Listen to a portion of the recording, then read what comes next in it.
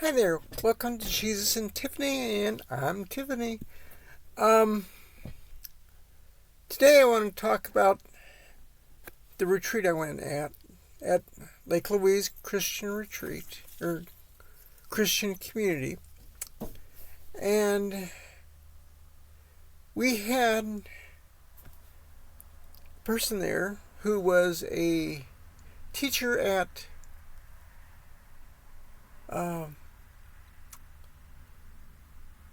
U of M in Ann Arbor, and she was a no he. They're transitioning to male. He was a liturgy professor and also a pastor. And he had us do uh, poems. And we found out to start off with that there are three things to poems. Okay? There's a shape. You can write it down and it's going to have a shape of some sort. Or you can have a haiku. Then you have the ones that rhyme. And he said, if those rules don't work for you, just throw them out and write. And so I went out onto the campground, which is a lot of ground, but we're using maybe 100 acres. And because it's a 2,000 acre parcel of land. And on this, there's a very small chapel on top of a hill and overlooks the lake. It has stone on each end and logs on the side. And it's small. And the pews in that,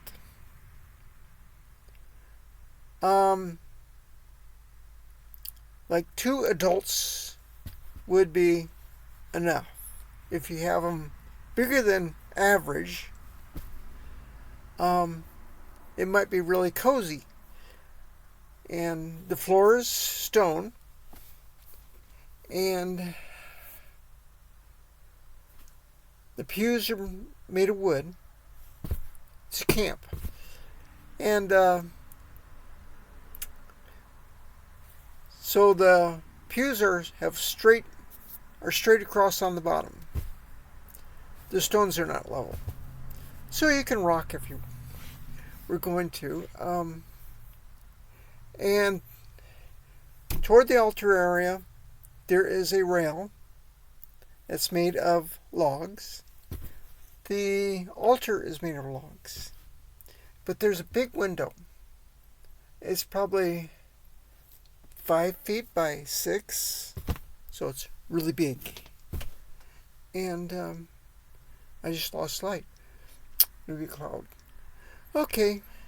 Anyway, that was the first place we were supposed to write. And I wrote a haiku. And as I was looking around, I could see outside. But, I could only see so much of God's creation. I said, I have small eyes. My eye only takes in so much, but you can see everything in your creation. And one day I might see all the things you created. And then the next place we went down to is the lake, and there's also a aluminum dock down there. And we were supposed to write about that. And I got to thinking, I have friends that are kind of fluid. And the water is fluid. But,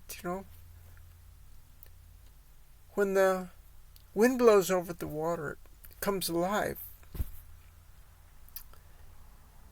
And when that dock, it's, nice and stable, it's safe, and secure. And as the wind blows the waves in, the waves make noises. They hit the dock, and the dock echoes.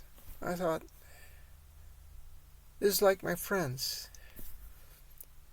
because they are making music, being themselves, who they are. And the next place I went to was the fire ring, which is on the side of a hill. They put a retaining wall that's about 4 foot high. And then behind that is a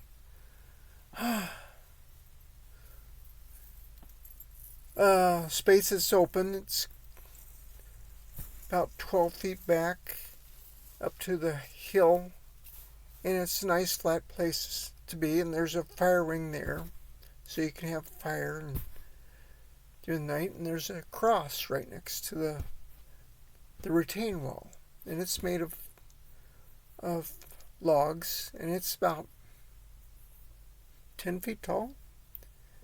And I got thinking, and also there's the benches are on the side of the hill, from the top to the bottom. And as I was looking at that, I thought, this is kind of like our churches. We got our cross is still standing, but our fires have gone out, and we need the shepherd to come and bring the flame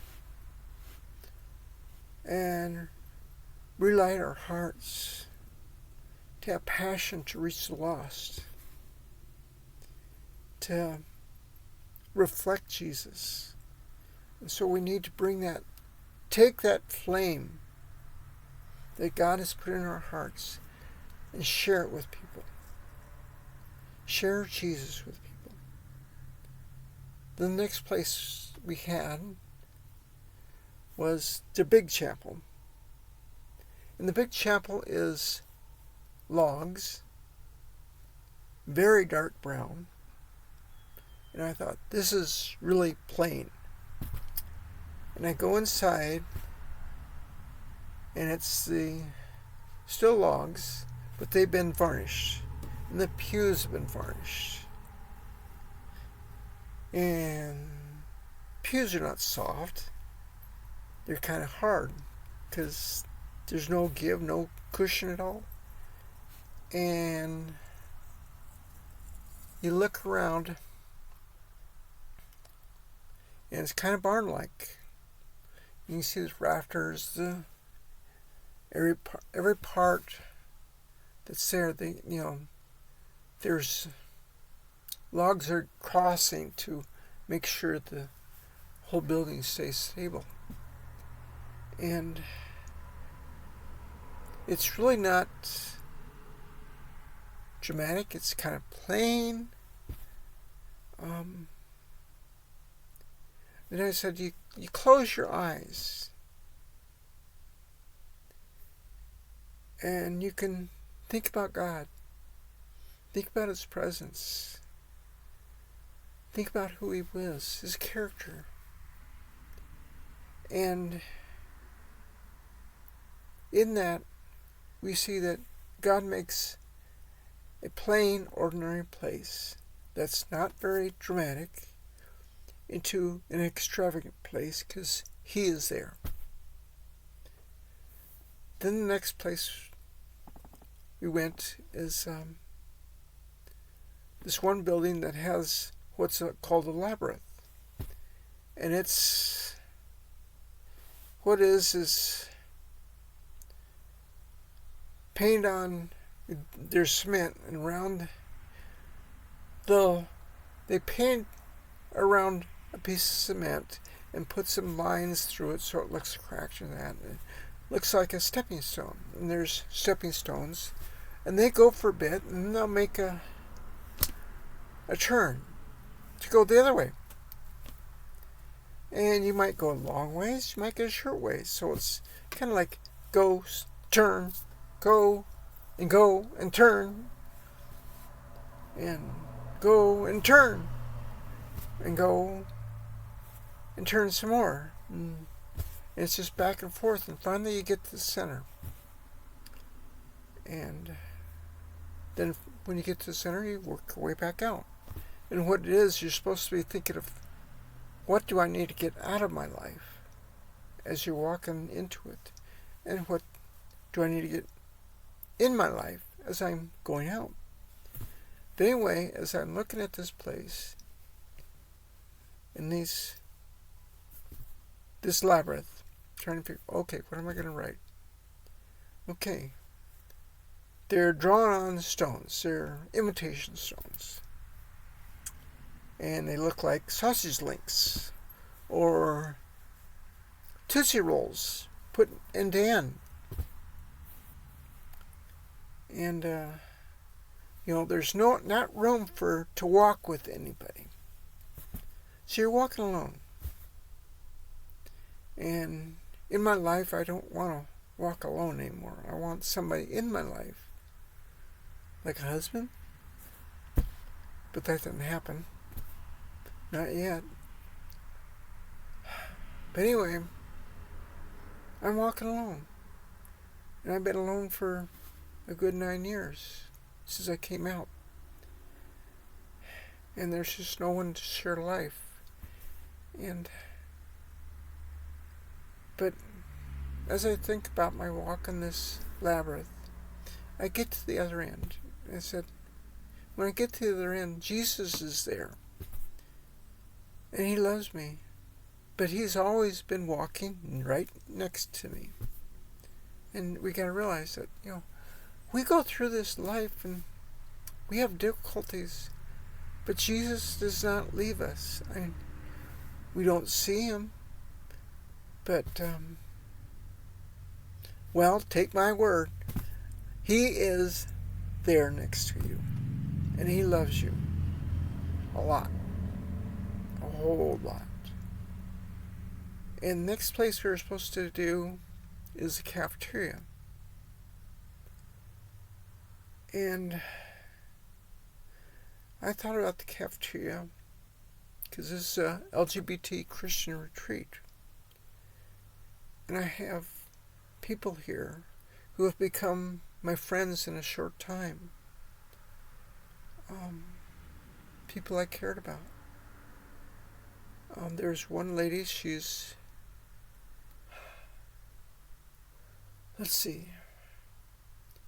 she's 11 years older than me. Anyway, she's got a walker. And we're getting our dinners. I said, I'll get your plate. You just tell me what to put on it. And so we did that each meal, except one, because she didn't come to the lunch like everybody else did. It took her a little while. I don't know what she was doing, but it took her a while. So I didn't help her out that time, because I didn't know what happened to her. But she came. And there's some other people that said, well, she made a comment, she needed to get drinking something else. And one person got her something else, and another person got her a drink. But she had been saying to me earlier that she's uncomfortable asking people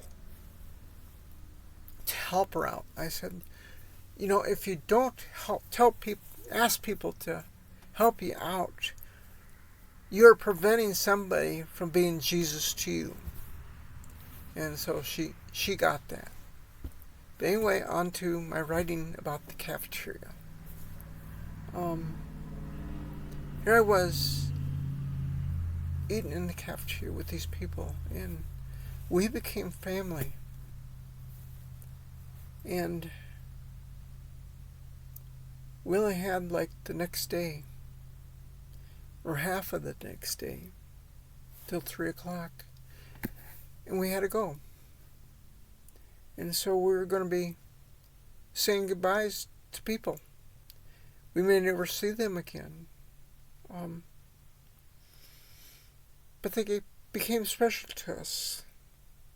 They became special to me. And, here we are, eating here, and it's like, we're family at a table, and we're going to have to say goodbye.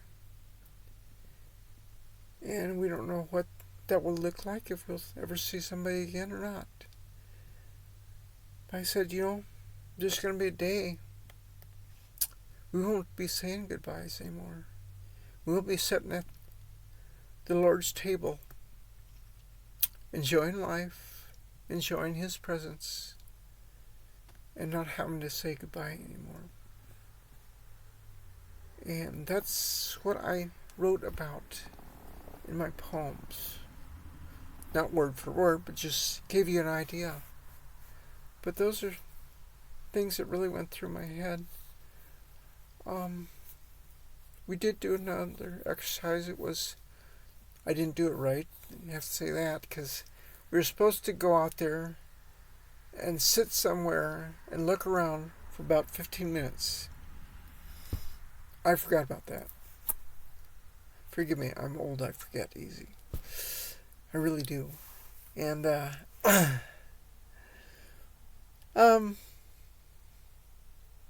so I sat down and I looked at this one tree. It was mostly orange, because we're in fall, and that was a maple. And there was some green in it, and some yellow.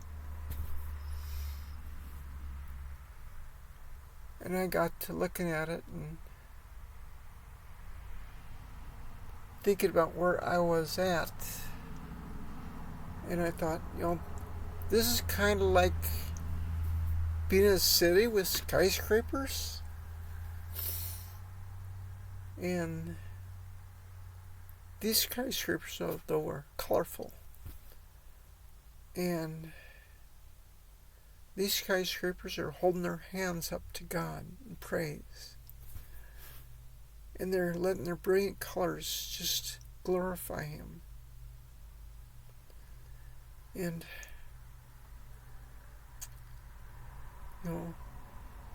the tree is just brown, like a big stick, going up there, I don't know how far, 80 feet. And, but was really beautiful. And, I kind of wish that would have gone on longer, the retreat. But since people have jobs, they can't always leave their job for a whole week. And so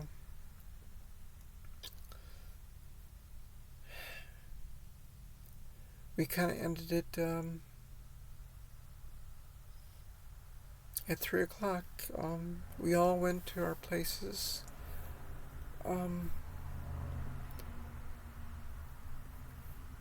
The older lady, her name was Kathy, and she had to drive down to Ann Arbor, which is a 4-hour drive from where the camp is. And I know how I get. I get tired. And she's 11 years older than me. And she's I don't know if she made it or not. What I should have done is, because my house is only an hour drive, told her, stay at my house, then go. But me, I'm slow thinking. That bothers me a lot sometimes, because that happens when I could have been helping somebody else. I didn't, because an hour or a day behind thinking. And it's no fun thinking like that when I could have helped somebody out. But, it's a whole different subject. I don't like Trump. I don't like Kamala. Some of the things they say, I just don't fit with. So, if you can't figure out who to vote for me. Tiffany Joy Ware. Just write me down there, and you'll have the perfect president. A president you can really criticize. And somebody is not really prepared for that kind of job. But by golly, I looked through the years, like the amount of times people have commented about the presidents, how bad a job they're doing. How can I do any worse, right? Because that's crazy. But I'm not sure what I'll do. I think I will vote for me, though. Because I don't like the other ones. It's frustrating to me because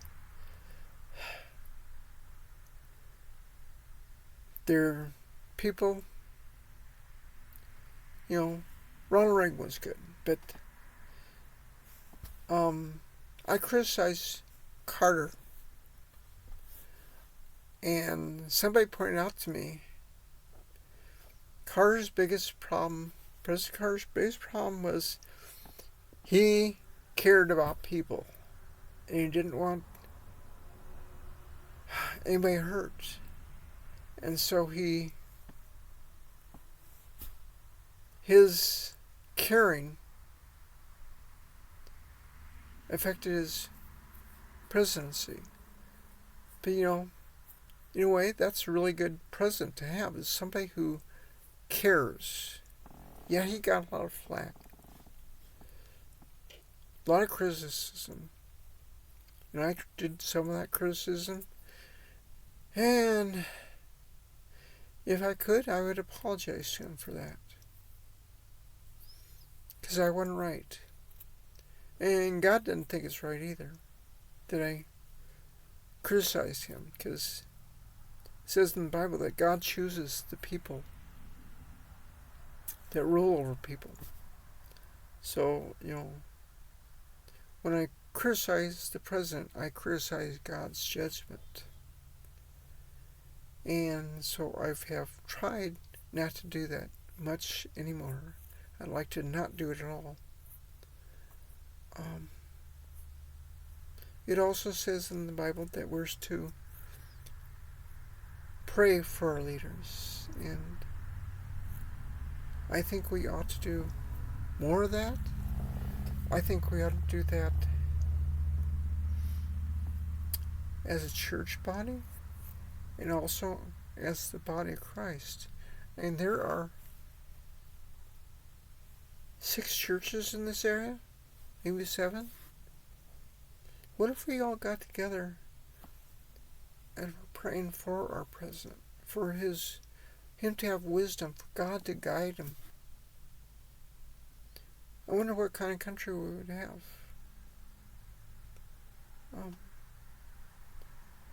So that maybe the next president won't even know who Jesus is, They don't have Jesus in their life. I don't know about the current one either. Does he have Jesus in his life? But I pray for him. Because he's got to try to make everybody happy. Of course, I think Lincoln said you can make some of the people, you can please some of the people some of the time, but not all the people all the time. And that's what presidents are up against, our leaders, no matter who they are. Even our bosses at work. They can't please everybody. But another president I did like, of course I was young, got to realize I was young. I liked Nixon. And yeah, he might not have done something good, but you know what? He got us out of Vietnam about 2 years before I would have got drafted. And I thank him for that. And he didn't, maybe he did mess up, but everybody remembers Watergate, but do they remember? He's the one who helped us get out of Vietnam. And it was a messy thing, but we got out. And I'm also told that President Clinton balanced our budget, which no one else seems to be trying. It's like we should elect him again. If he did it once, maybe he can do it again. But I criticized him, shouldn't have. Maybe because of this thing with Monica Lewinsky. I really didn't think that one too good. But, you know, he did balance the budget. He did more there than presidents after him, probably the presidents before him. He really tried to do good for this country. And I voted against him. Oh well. Can't get him all the time. But, you know, please be praying for our people in government. Remember them. And maybe things will get better. I don't think so, because the Bible says things are going to get worse here. Because the weather is not cooperating too well. And it says in the Bible that, you know, the end times there's going to be wars, there's going to be disasters, there's going to be famines, there's going to be floods. It's just not going to be good. And so I think Jesus is coming soon. So I'm going to do my best to do what Jesus wants me to be doing till he comes. And I hope you do your best at living for him till he comes. So I'm going to pray. Holy Father, be with these people. I don't know them, but they're looking at me. And I just ask you to bless them. Bless them with your peace and your presence and your love. Because my family left me, all my family, because of who I am. But Jesus never left me, and he never stopped loving me. And I thank you for that, Jesus. So, Father, be with these people. Guide them till I see them. In your name, Jesus, I pray. Amen. So, God bless you.